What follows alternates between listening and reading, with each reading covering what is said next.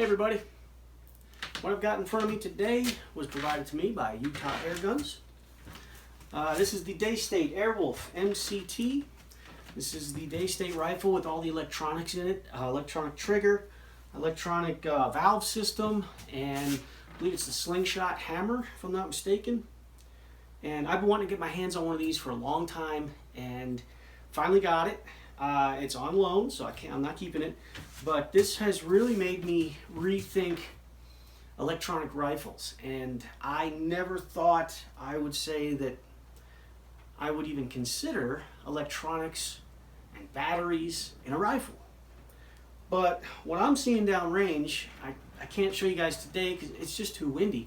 What I'm seeing downrange is really impressive, and you know, for a non-regulated gun, this thing's shooting like really well, and I'm really impressed.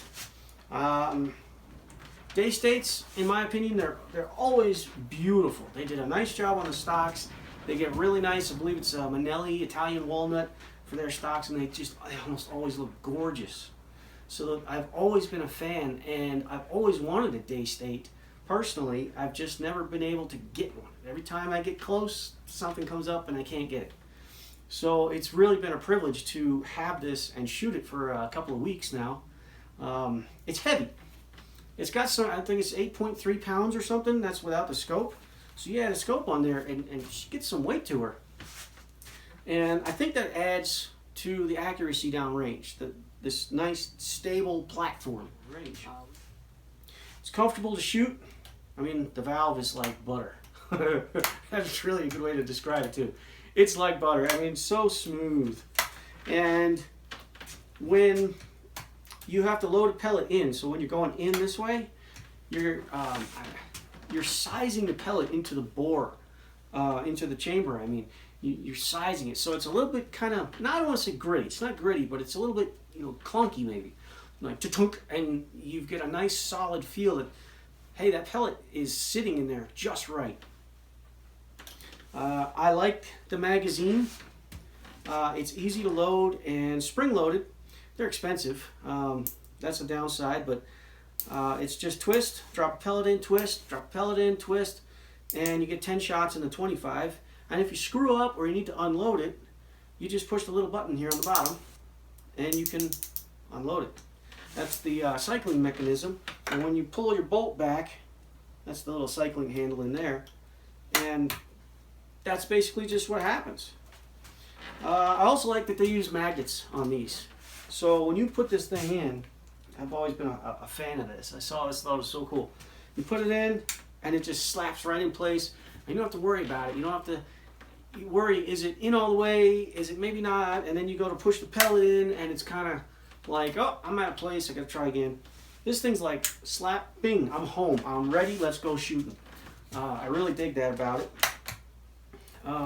As I said, the electronics, you know, that's a big hurdle for me to get over, personally, is having electronics on a gun. You kick her on, she tells you how many bar. I like that it's a digital gauge on this pressure. So, I mean, you've got down to the 10th of a bar pressure reading for your bottle.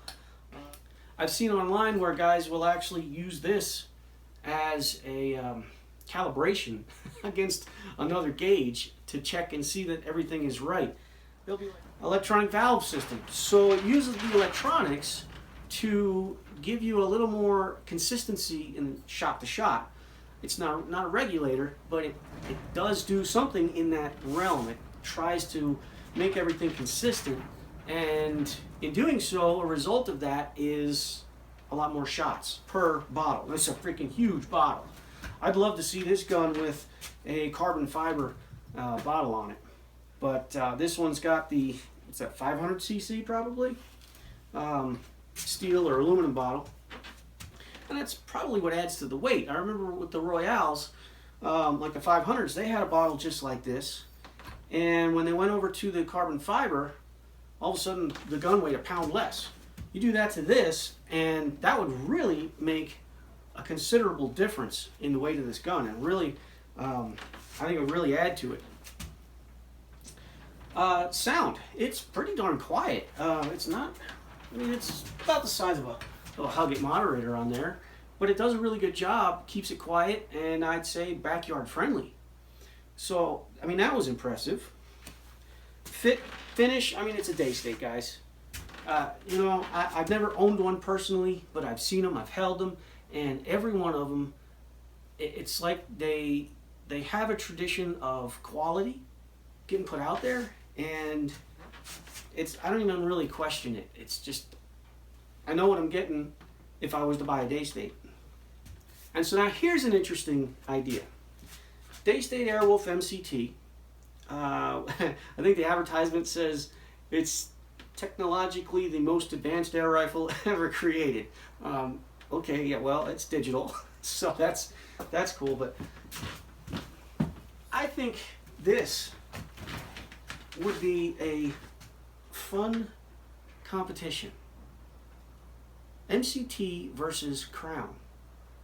And I wish it wasn't so windy outside, or I would do this today.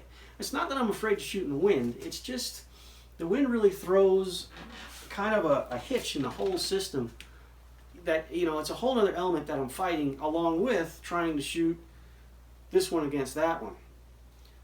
So I think it'd be fun, and, you know, shucks, it's a holiday coming up, so shipping departments are going to be closed. And then I got work. I may have to keep this rifle a little bit longer. Gosh and darn shucks. Hopefully we get a warm day and a less windy day, and I can actually do that. MCT versus Crown.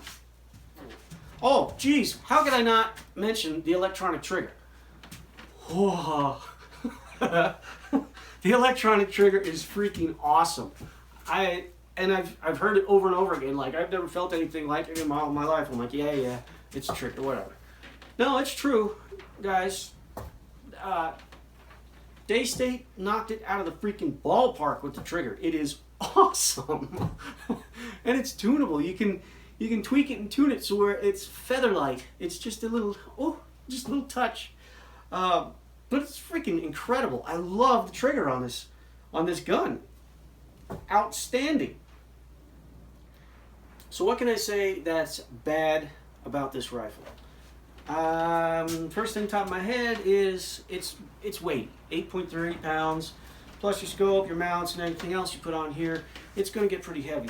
I would like to see a better place.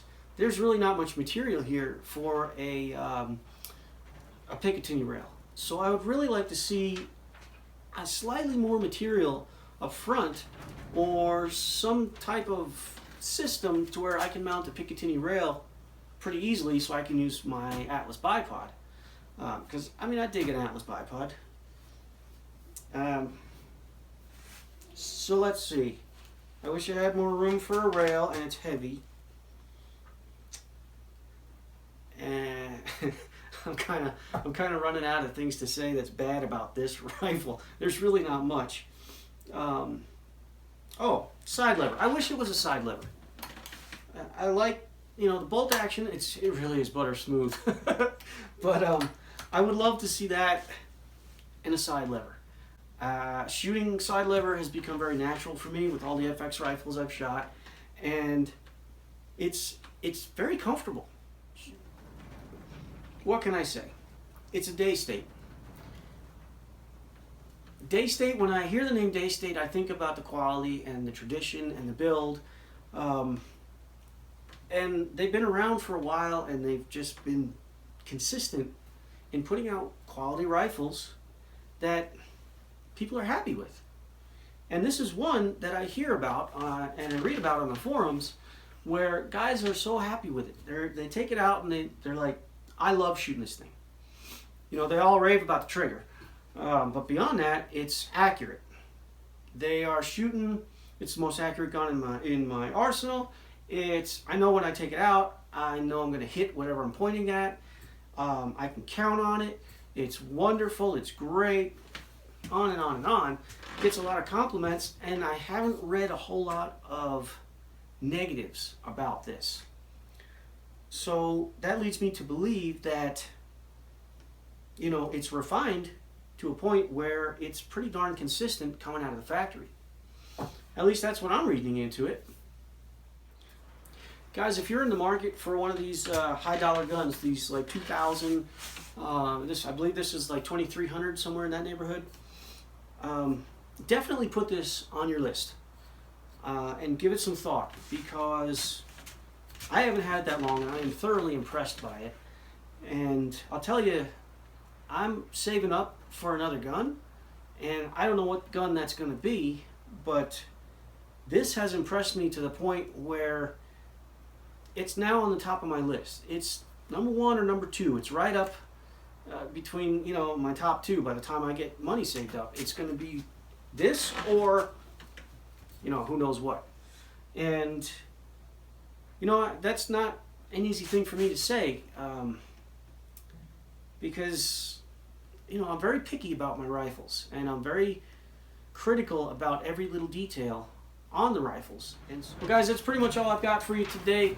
Like I said, I'm sorry I don't have any groups shot down range. All I can tell you is that this thing is freaking impressive. Impressive down range. And I'm not just talking about 25 yards. I'm talking 50, I'm talking 100 yards. This thing's impressive. And like I said earlier, this would be a really fun battle. Consider that.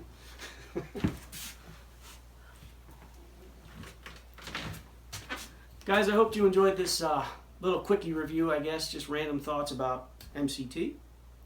Thanks for watching, and happy shooting.